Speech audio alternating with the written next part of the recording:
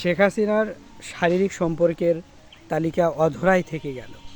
কিছু কিছু তবু ক্যামেরায় ধরা দেয়, যেগুলো মানুষের বলতে গেলে একটা মানুষের একটা উদাহরণ থেকে যাবে। যেমন ধরুন মৃণাল ক্রান্ত দাস। শেখ হাসিনার আঁকাটা হিন্দুদের বেশি পছন্দ। যেমন ক্রান্তি বা ক্রান্ত দাস শেখ হাসিনার জীবনে একটা পাঠ ছিল, যেখানে স্বামীর কোনো মর্যাদা ছিল না, কিন্তু নাঙ্গের মর্যাদা সেখানে তার হাজার গুণ ছিল। একজন ব্যক্তি আমি ফাঁসি চাই বইয়ে লেখেন যে শেখ হাসিনা যখন ক্রান্ত দাস বা ক্রান্তি দাস, উনি মৃণাল দাস, আমি বলি ক্রান্তি বা ক্রান্ত আমার ভুল হচ্ছে, তো মৃণাল কান্ত যখন এই আঁকাটা হিন্দু কোনো একটা কারণে রাগ করে শেখ হাসিনার বাড়ি থেকে বের হয়ে যায়, শেখ হাসিনা তার রাগ অভিমান ভাঙিয়ে আবার নিয়ে আসে তাকে বাড়িতে। এবং অনেক সময় দেখা যেত 1-2 দিন পর শেখ হাসিনা তাকে নিয়ে উধাও হয়ে যেত 2 থেকে 2.5 ঘন্টার জন্য। ড্রাইভার লেখেন যে উনি কোথায় যেতেন মৃণাল কান্তি দাসকে নিয়ে কেউ জানে না। উনি প্রাইভেট সময়গুলো কাটাতে যেতেন। একটা প্রবাদ রয়েছে, দেহ যার যৌবন তার, যৌবন যার দেহ তার। আপনার যৌবন যদি দেহে থাকে তবে সেই দেহের দাম আছে, মূল্য আছে। যদি দেহে যৌবন না থাকে সেই দেহের আর মূল্য কদর সেভাবে আসে না, যেভাবে যৌবন থাকা দেহের কদর আসে। তো শেখ হাসিনার অবৈধ সম্পর্ক অনেকের সাথে রয়েছেন, তারই মধ্যে অন্যতম হল মৃণাল কান্তি দাস।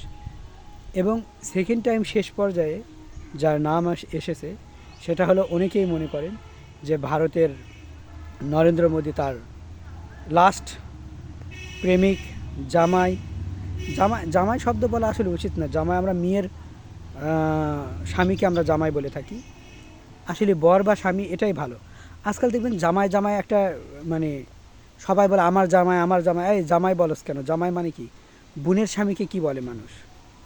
সরি, বোন না, মেয়ের স্বামী। মেয়ের স্বামীকে কিন্তু বলে জামাই। তাহলে তোরও জামাই, মেয়ের স্বামীও জামাই, কেমন হয়ে গেল না?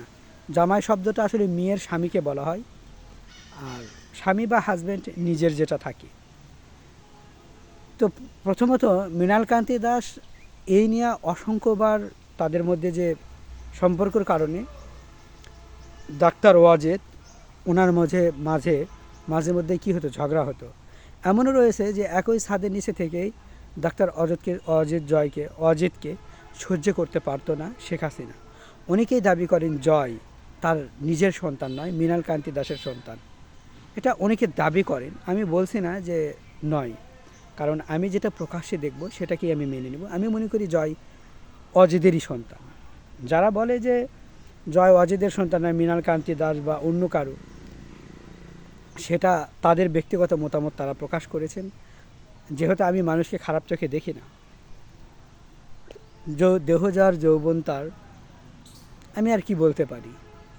তবে একটা জিনিস আফসোস রয়ে গেল, শেখ হাসিনা পারত এই অজিত, উনি যে সবসময় শেখ হাসিনাকে নিয়ে একটা কষ্ট পেতেন, একটা যন্ত্রণা, তার বউ হয়ে অন্যজনের সাথে বেডে শোয়া, উনি পারতেন তার থেকে আলাদা, সরাসরি কাগজে কলমে আলাদা হতে।